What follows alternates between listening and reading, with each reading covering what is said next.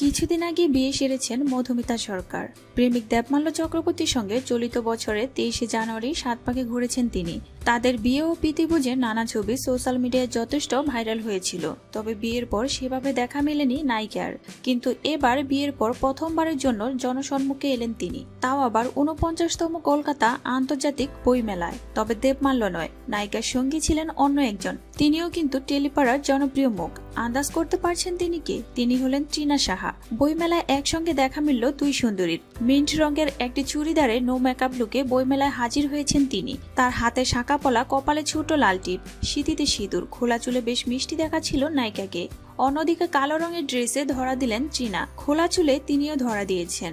তাদের নিজেদের মধ্যে অনেক আলাপ হয়। ট্রিনা মধুমিতাকে জিজ্ঞাসা করেন, তোমার বর এসেছে? তার প্রশ্নের উত্তরে মধুমিতা বললেন, না। কাজের সূত্রে মধুমিতাকে বর্তমানে স্টার জলসার জনপ্রিয় মেগা ফুলে ভাপা পার করে গেতে দেখা যাচ্ছে। এই ধারাবাহিকে তার বিপরীতে নায়ক হিসেবে রয়েছেন ট্রিনার বর নীল ভট্টাচার্য।